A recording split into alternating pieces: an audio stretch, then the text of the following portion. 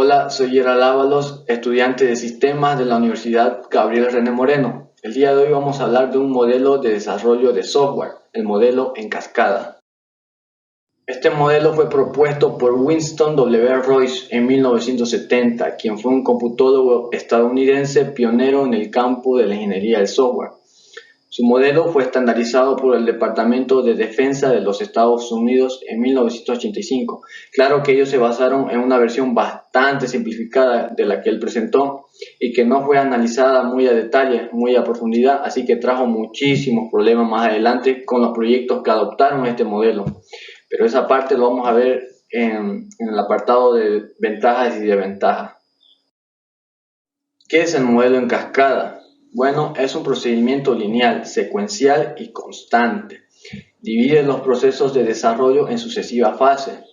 Los resultados de cada una de las fases sirven como hipótesis de partida para la siguiente. Y lógicamente no puedo saltarme de una fase a otra. Es necesario terminar la fase actual para recién pasar a la siguiente fase.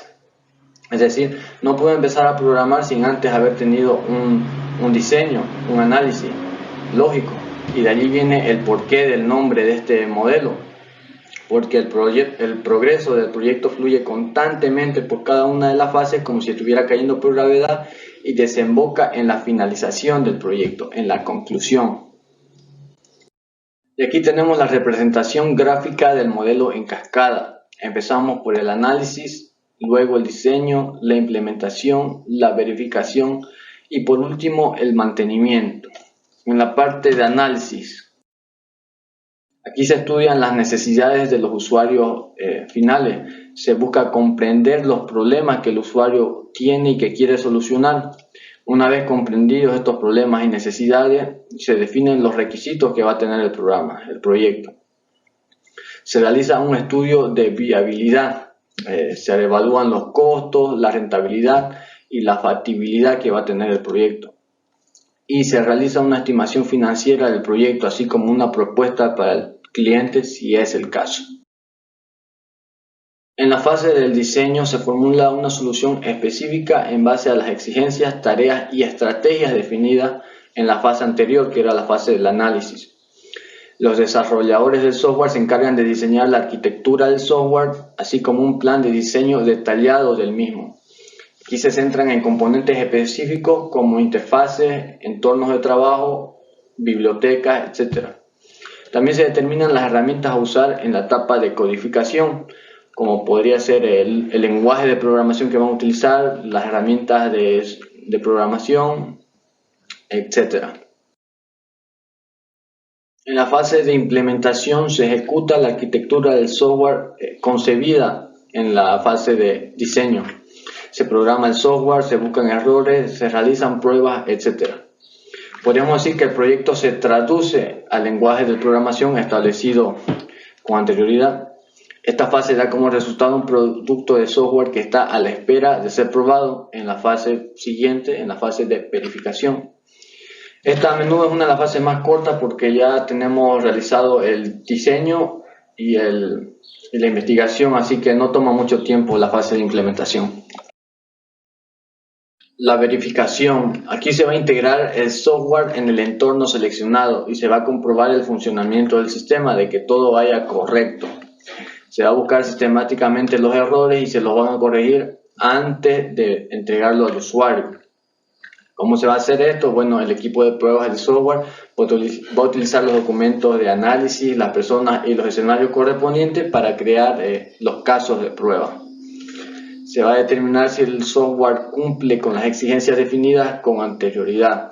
Esto es una parte muy importante de la verificación, puesto de que de nada sirve tener el código bien desarrollado, la interfaz bien diseñada, si no satisface las necesidades del usuario, si no cumple con los requerimientos planteados en el análisis.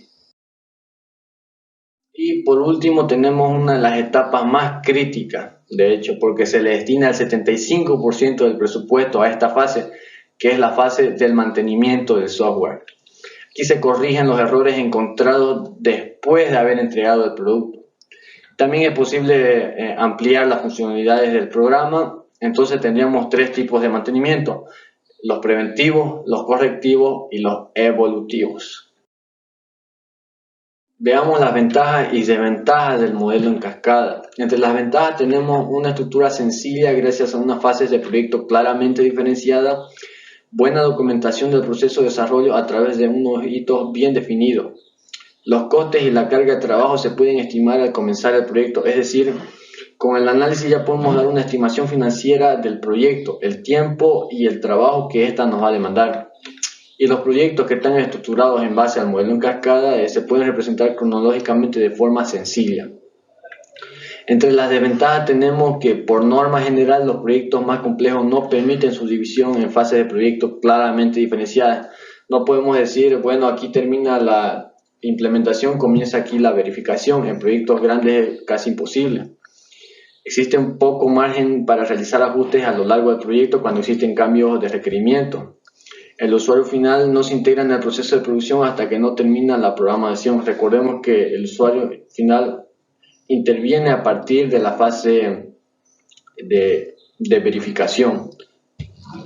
En ocasiones los fallos solo se detectan una vez finalizado el proceso de desarrollo.